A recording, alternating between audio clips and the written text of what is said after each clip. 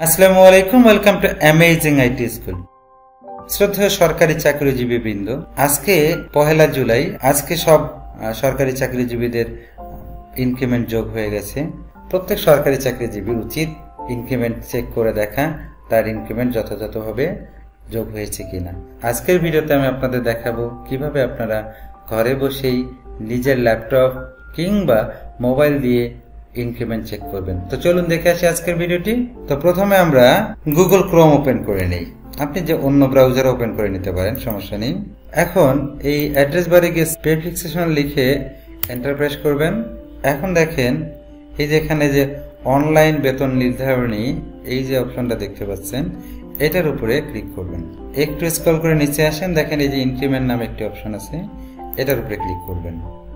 এখানে হ্যাঁ বা না আছে, যে হ্যাঁ এর উপরে ক্লিক করবেন। তারপর আপনি কোন ধরনের চাকরিজীবী সেটা সিলেক্ট করে দিবেন।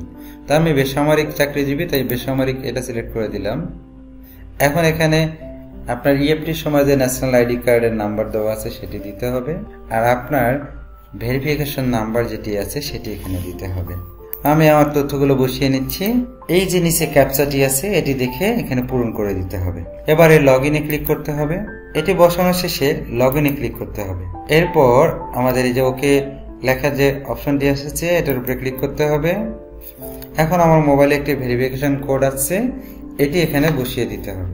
এরপর এই যে ভ্যালিডেট, এটার উপরে ক্লিক করতে হবে। এখন এখানে দেখেন ইনক্রিমেন্টের তারিখ, এখানে একটা ড্রপ ডাউন দেখা যাচ্ছে, এটার উপরে ক্লিক করলে সবগুলো দেখাবে। আমি দেখতে চাচ্ছি 1/7/2025-এরটা। তো আপনি যদি প্রিভিয়াস গুলো দেখতে চান সেটা সিলেক্ট করে দিতে পারেন। আমি এটা দেখবো, এটাতে ক্লিক করছি। এরপর এখানে গো, এটার উপরে ক্লিক করব। এই যে এখন চলে এসেছে আমার তথ্যগুলো। আমি দেখতে পাচ্ছি যে 1/7/2025-এ ইনক্রিমেন্ট সহ আমার মূল বেতন কত হলো।